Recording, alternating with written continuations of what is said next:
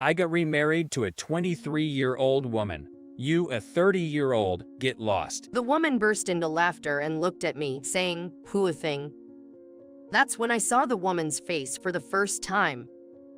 She's definitely a young woman. Rather than beautiful, the word cute fits her description better. She still has a somewhat innocent impression. Her name is Coney. She works for one of our business partners, and she's pregnant with my child. I couldn't believe my ears at Mark's words. Pregnant. It's only been 2 weeks since our divorce, and he's already remarried, and the woman is pregnant. The math just doesn't add up. Did you have a relationship with her even before our divorce? In response to my question, Mark smirked and answered, Who knows? Even if I did, there's no proof, right? Certainly, there's a possibility that Mark is lying just to upset me. Without evidence, you won't be able to get any consolation money. But still, this is too much. My name is Sabrina.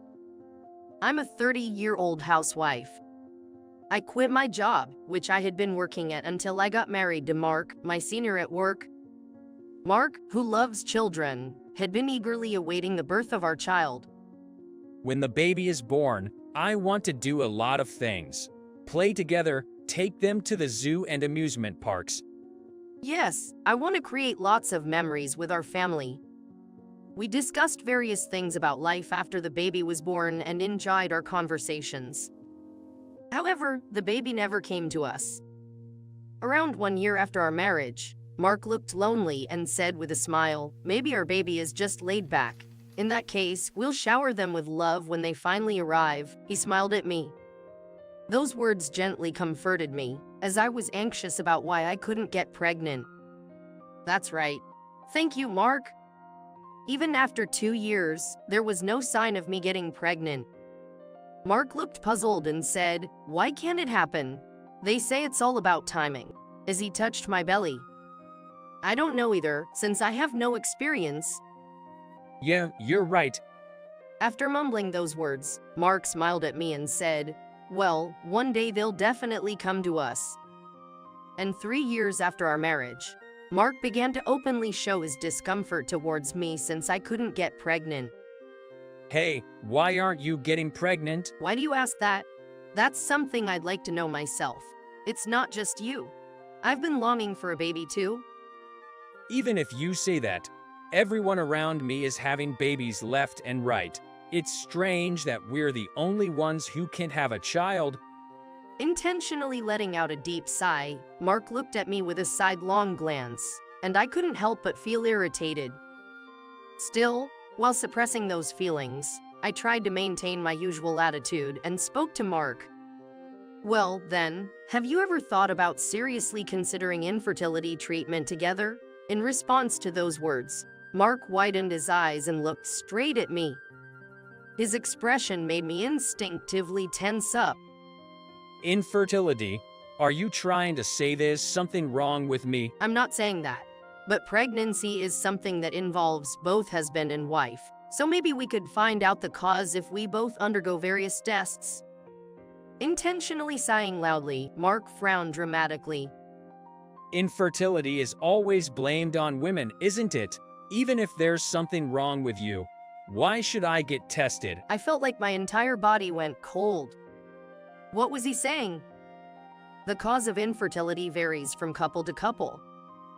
There's a saying that infertility is always the woman's fault, just like the term barren woman implies. I thought we could build a happy family as soon as we got married, but it turned out to be a miscalculation. Our marriage was a failure. Mark's words spilled out one after another, piercing my heart. Even I had been longing for a child for years. Seeing that Mark was determined to blame me without considering my feelings for him began to cool off.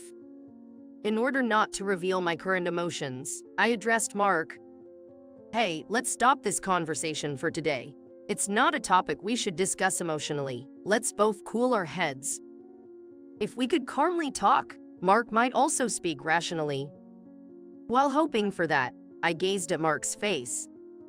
In that case, don't bring up such topics in the first place. It's unpleasant. He said that and walked out of the living room with heavy footsteps. I wondered if he would listen to me properly with that attitude. Anxiety was growing inside me, and I became increasingly apprehensive. I felt uneasy about talking to Mark, who would only vent his emotions without considering my feelings. For weeks after our argument about children, Mark and I hardly had any conversations. Even though I thought I should do something, it was clear that Mark would become moody whenever I mentioned children or infertility tests. I felt reluctant to have to talk to Mark while trying to please him. But if we continue like this, nothing will change. Thinking that, I made up my mind to at least get tested at the hospital. I researched a well-reputed hospital in the neighborhood that also offered male infertility treatment and made an appointment. Regardless of the results, I knew I had to take action to change the current situation. At that time, I hoped for any improvement in our future together.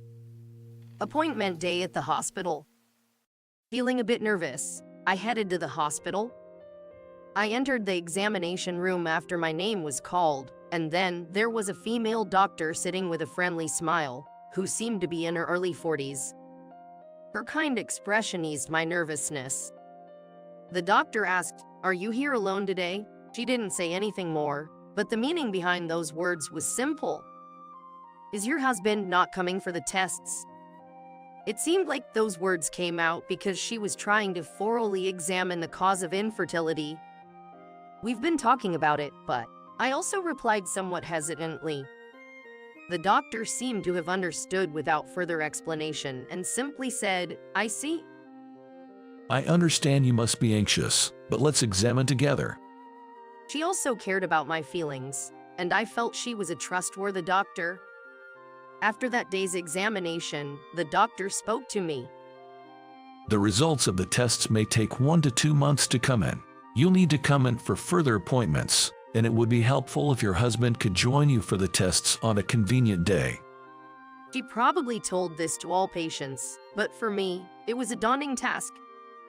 If only Mark would listen to me even a bit, I wouldn't feel so burdened. "Yes, I'll talk to my husband about it," I replied, trying to maintain a natural smile in front of the doctor. That night, I decided to tell Mark that I had gone to the hospital alone for the infertility tests. I went to the hospital today for infertility tests. The doctor was really kind and understanding. Mark glanced at me with a piercing look and replied with a sigh. Is that so? Did they say it's your fault? "They said the test results will take 1 to 2 months to come in. We won't know the cause in just one day." Mark sighed again with a weary expression. The doctor suggested that it would be convenient if you could come along whenever it suits you. It's not just my opinion. "Hey, would you consider getting tested together at the hospital?" A loud sound echoed in the room as the glass was slammed onto the table. Did you think you could fool me by saying it's the hospital's or the doctor's suggestion? You're making up such lies because you want to drag me to the hospital against my will, aren't you? Well, I'll never undergo any tests, that's for sure. Seems like he's determined to paint me as the villain no matter what. He's convinced that I'm lying and refuses to even consider the possibility of infertility on his part. This time, I let out a sigh. Mark reacted as if he was saying that I'm not in a position to sigh. In that case, I guess we might have to give up on having children. Mark's eyes widened, either out of frustration or surprise at my unexpected response. "Do you plan to tell our parents that they won't have any grandchildren? They might be disappointed, but if we don't know the reason, we can't have children anyway, can we?" Because you're insisting that it's my fault. If we see the test results, it should prove that it's not my fault. I already understand that you're blaming me. But what if it turns out that there's no issue with me? You wouldn't go for tests on your own, right? Heck. For the first time, Mark was at a loss for words. His pride was getting in the way. Going to the hospital alone for infertility tests was something he would never consider. "Then it's better if you accompany me when I go for the tests, isn't it?" There was a loud thud as Mark slammed his glass onto the table. I didn't utter a word. After some time had passed, Mark finally muttered. Well, I guess I'll go just once. It was a significant step for us as a couple. After we went for the tests together, Mark became quite reserved at home. It seemed like his pride had been deeply hurt. I thought he shouldn't be so concerned about his pride when we were trying to find out if we could have children or not, but I kept that thought to myself. Arguing about it would only make things worse. I refrained from saying unnecessary things, and it seemed to irritate Mark even more. He started going out alone on weekends, had more sudden overtime work, and seemed to have more business dinners, making him less present at home. I was no longer feeling the urge to improve this chilly atmosphere. I wondered if having a child under these circumstances would really help repair our relationship. I questioned why I needed to go through infertility treatments. Did I really need to continue this marriage with Mark? I was growing unsure about what I truly wanted and why I was taking these actions. 2 months passed since the initial tests. I came back to the hospital alone to hear the test results. I was relieved that the doctor didn't bring up the subject of Mark not coming along. Here are the test results for Sabrina and Mark. The doctor handed me some documents. Upon seeing the results, I held my breath. I need to have a proper conversation with Mark. As I stared at the results, I made up my mind. That evening, surprisingly, Mark came home without working overtime. I thought it was a good opportunity to discuss the test results, so I looked at Mark. Then, Mark handed me something. I want a divorce. When I looked at what he handed me, it was a divorce certificate. Wait a minute, what do you mean? What do you mean? You know. While taking off his suit, Mark spoke dispassionately with his back turned to me. There's no point in continuing our marriage with someone who can't have children. Surprisingly, I felt remarkably calm. It's true that I had been feeling uneasy about living with Mark. Still, somewhere deep down, I had hoped to solve our problems and live together with mutual understanding. That faint hope crumbled at that moment. Mark, won't you regret getting a divorce? Mark smirked at me, as if mocking me. I'd regret continuing to live with you more. It's impossible anymore. I accepted the divorce certificate. Understood. It's good that you understand quickly. Make sure to leave the house as soon as possible. Feeling relieved, Mark spat out these words and left the living room. The next day, we quickly filled out the divorce papers, and our divorce was finalized. With just a piece of paper, it felt surprisingly anticlimactic. When I told my parents about the divorce, they told me to come back home. Fortunately, my parents' place wasn't far, so I quickly returned home with just the bare essentials. The rest of my belongings could be sorted out while Mark was at work.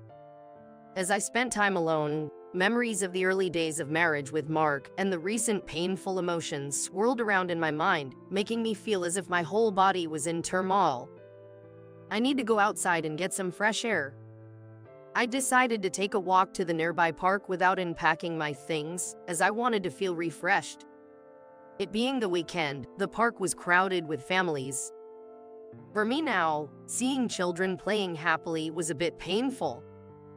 Could there have been a future where I, Mark, and our children played together with smiles? As I sat on a bench, lost in thought about such things, someone called out to me. Sabrina, what are you doing here? It was Mark, the person I least wanted to see right now. As I turned my gaze in that direction, I noticed a woman standing beside Mark. Her arm was wrapped around Mark's. What do you want? Nothing special. I just saw my miserable ex-wife here, so I thought I'd share some of my happiness with her. What do you mean? In response to my question, Mark and the woman looked at each other and laughed. I remarried a 23-year-old girl. There's no room for a 30-year-old hag like you. The woman burst into laughter and, looking at me, said, "How pathetic." That's when I first saw the woman's face. She's definitely a young woman. The expression cute fits her better than beautiful. There's still a somewhat innocent impression about her. She's Coney, and she works for a client company. She's pregnant with my child. I couldn't believe my ears at Mark's words. Pregnant. It's only been 2 weeks since our divorce, and he's already remarried, and the other woman is pregnant. No matter how you look at it, the math doesn't add up. Did you have a relationship with her before we got divorced? In response to my question, Mark answered with a smirk, lifting the corner of his mouth. I disliked this expression on Mark's face.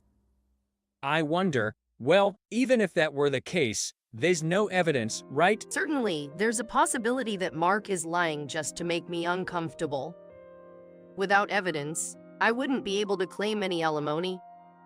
But that doesn't make this behavior any less despicable. I looked at the woman's face again. Somewhere, I felt like I'd seen her before. As I stared at her face, the woman made an unpleasant expression. When I saw that expression, I remembered who the woman was. And I couldn't help but burst into laughter. What's so funny all of a sudden? Well, you married that person, you poor thing. Suddenly, everything seemed foolish, and I stood up from the bench. Please be happy, I said to the two of them, then turned my back on them and headed home. On the way back from the park, my smartphone's ringtone played. This screen displayed a familiar name. Hello, Melissa. Long time no see. Melissa is my former boss. Melissa, Mark, and I were in the same department, working together as a team. We lost touch when I left the company, but she's a capable and cool woman at work, and many employees admired her. Talking to Melissa after a long time made me feel brighter. Sabrina, long time no see. I wanted to talk to you, Sabrina, so I decided to get in touch. I was delighted that Melissa, who is usually busy, had called me because she wanted to talk. I see. I'm also happy to be able to talk with you, Melissa. Me too. How have you been lately? Are you doing well? I wanted to say that I'm doing well, but the words wouldn't come out smoothly. I thought I wanted her to listen to the various emotions I had been holding inside for so long. Well, actually, there have been various things, and I got divorced. I regretted saying it a little later, but there was no turning back now. The few seconds of silence felt unnaturally long. Is that so? Since I transferred to a different department, I haven't had a chance to see Mark anymore. But if you want to talk, I'm here. Melissa's kind words, as always, made my nose tingle with pain. Trying to keep my voice from trembling as much as possible, I talked about the state of our marriage over the past few years and our struggles with infertility. I knew that Melissa wasn't the type to spread rumors carelessly. I see, that must have been tough. Do you have plans to work? I'm thinking about working, but I haven't figured out the details yet. Melissa started to say something but swallowed her words for a moment. Well, you know, Sabrina, if you're okay with it, both my boss and I want you to come back to work. Unexpected words surprised me. I was simply delighted that they still thought I was needed even though it had been many years since I left the company. At the same time, I understood the reason Melissa had stumbled over her words for a moment. Thank you, but even though it's a different department, working in the same place as Mark. Yay, I understand. I don't intend to force it on you. It's just that I and the company wanted to convey our feelings. No, I'm really happy that you feel that way. Thank you. I felt Melissa's smile as she chuckled. And she continued with a stronger tone. But I have to say, I'm really disappointed in Mark. It's unforgivable to put you through so much, Sabrina. I have various thoughts, but now I feel a strong sense of resignation. I think I also had the feeling that I couldn't be with Mark any longer. But Melissa, there's something I'd like to ask you. What is it? I asked Melissa about the woman who had been with Mark earlier. And as I listened to Melissa's story, my unease turned into certainty. And now all emotions I had never felt before began to well up. I wanted to get revenge on Mark. Feeling somewhat relieved after sharing a story I couldn't tell anyone, I headed home with a light step. 1 month after the phone call with Melissa, I received another call from Melissa. I want to talk about Mark. I think it will be helpful to Sabrina. Melissa's voice in that moment sounded sincere. If possible, I'd like to talk with Mark present. Will he be at home on a day off? Of course, I'll come along, so let's go together. I wondered what she meant by let's go together, but I knew Melissa wouldn't say meaningless things. I tried to ask about the details, but she wouldn't budge, so I accepted Melissa's proposal. I wasn't particularly looking forward to facing Mark again after so long, but I decided to trust Melissa. The upcoming weekend felt a bit daunting. The weekend arrived, and when I went to Mark's and my former home with Melissa, she looked at me and asked, "Are you ready?" I nodded, and Melissa pressed the intercom. Without waiting for a response from the intercom, the front door suddenly swung open. Out walked the woman I had seen with Mark that day, named Connie. She looked at us with a puzzled expression. I'm Melissa from Mark's workplace. Is Mark here? The woman nodded politely and then went back inside the house. After a while, Mark and Connie arrived at the front door together. Melissa, what's going on? Why did you come all the way here on your day off? I have something important to discuss. It's about you and this woman. Connie. Connie, when called by Melissa, had a surprised expression on her face. It must have been strange for her that her name was known to Melissa even though she hadn't introduced herself. Mark, with a furrowed brow, led us into the house. We were led to the living room and sat facing the dining table. Melissa spoke up. Connie, you seemed surprised that I knew your name even though you didn't introduce yourself, but I've known you from before. Melissa took documents out of an envelope she had brought and slammed them in front of Mark and Connie. If I say David's wife, does that ring a bell? The moment she heard that, Connie's face drained of color. What on earth are these documents? It's a detective's investigation report. Connie, you had an affair with my husband in the past. Mark had his eyes wide open, looking at Melissa, and then back at Connie. What? What do you mean, Connie? Connie remained silent, her head still lowered. In her place, Melissa began to explain. When she was a university student, this girl had an affair with my husband, who was her boss, at her part-time job. Mark wore an expression of disbelief and kept looking at Melissa. Even at that time, I gathered evidence and reported the truth to her and her parents. Her parents said, she's an adult. Even though she's a student, she should take responsibility. So they didn't hesitate to demand compensation.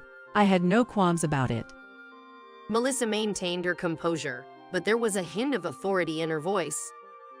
Connie continued to hang her head, and Mark was staring blankly into space. But despite that, Connie disappeared without paying the compensation, and I was in trouble. So I hired a detective to find her whereabouts, and by chance, we were able to capture evidence of her affair with Mark. Mark suddenly snapped back to reality and turned his gaze towards me. I mimicked Mark's condescending smile. You've been found out. Evidence of your affair. Indeed. The reason I recognized Connie's face from the day we met at the park was because I had seen her picture when Melissa told me about her husband's affair. Normally, she wouldn't share personal family matters with unrelated people. But Melissa was emotionally distraught at the time, and perhaps she couldn't be as considerate as usual. I had only seen the photo once, so my memory was somewhat hazy, but I confirmed it with Melissa, and it was clear that it was the same person. To think that she had another extramarital affair even after being accused of infidelity and ordered to pay compensation. I was genuinely shocked when I realized the truth. When I saw Connie and Mark, who were living in their own little world, I couldn't help but show a disdainful smile. Mark seemed to lose all his strength, and Connie continued to cry, avoiding reality. You had secret meetings in a hotel while Mark was married to Sabrina, which is undeniable proof of your affair. Connie, I will demand compensation not only from me but also from Sabrina, so be prepared. We know where you work, so there's no escaping this. Coney remained silent until the end. She just continued crying, seemingly avoiding facing the harsh reality. Mark, you too. My husband and I are still in a marriage, but you two are divorced. I'll give this evidence to Sabrina as well to use as proof of your affair. Be prepared to pay compensation while regretting your past foolishness. With those words, Melissa stood up. I followed her lead, leaving Mark and Coney behind, and left the house. After that, we demanded compensation from Mark and Coney through a lawyer. Due to their inability to make a lump sum payment, we reluctantly agreed to receive it in installments. One day, when I returned from shopping, I saw Mark loitering in front of my parents' house. He seemed a bit thinner, or so it appeared. When Mark spotted me, he quickly brightened up and ran towards me. Sabrina, it's good to see you. Don't come barging into my parents' house like this, Mark. I'll call the police. Please, can't you wait for the alimony payment? Mark made selfish demands without even listening to my side of the story. Coney's spending is out of control. I can't manage on my own with just my income. Our child will be born soon, and we can't continue like this. Why do I have to help you? It's your own fault. You need to take responsibility. Do you really not care what happens to me? Who does he think he is to say something like that? He hurt me so much, and now he genuinely believes I'll help him when he's in trouble. I couldn't care less about you two. Don't ever come near my parents' house again. Mark dropped to his knees, looking defeated. In the past, I might have extended a helping hand when I saw Mark in such a vulnerable state. However, considering his past actions, I couldn't muster any forgiveness. Oh, that's right. I forgot to tell you something important. Mark looked up at me upon hearing my words. His face filled with faint hope that I might help him, but I had no intention of doing that. It's about the results of the infertility test. It turns out the problem was you. Huh? Mark wore a stunned expression, quite different from what he had anticipated. I had no issues at all, but the test results showed that you have difficulty with natural conception. Oh my, so I wonder whose child Coney is pregnant with now. Mark's face turned pale, and he remained in a state of shock. Well then, goodbye. If I see you again, I'll really call the police. With that said, I opened the front door of my house. Later, according to what Melissa told me, it turned out that Mark and Coney's divorce had become a topic of discussion within the company, and they both resigned. In the end, it was revealed that the child Coney was pregnant with wasn't Mark's, which made Mark furious and led to their divorce. Since Coney had simultaneous relationships with multiple people, the identity of the father remains unknown. Unable to raise the child on her own, she humbled herself and returned to her parents' home to raise the child. Her parents contacted Melissa about it. I felt anger towards Coney's irresponsibility, but the child was innocent. I could only hope the child would grow up to be an honest person. Furthermore, I received apologies from my in-laws, who reported that they had severed ties with Mark. They had also advised relatives not to lend him money. Although there was still alimony to be paid, Mark didn't have anyone to rely on, so he was managing by working multiple part-time and temporary jobs to make ends meet. For now, he was consistently making his monthly payments, so I hoped he would reflect on his actions. As for me, thanks to Melissa's help, I was able to return to work. It was tough adjusting to work after such a long break, but I realized that I still enjoyed working. Hey, how about I introduce you to one of my male friends sometime? Melissa, who was having lunch with me, suddenly said. I was surprised but politely declined. I want to enjoy my single life for a while. Being on my own and free is amazing. Melissa smiled kindly. For now, I thought it was a good idea to focus on my job,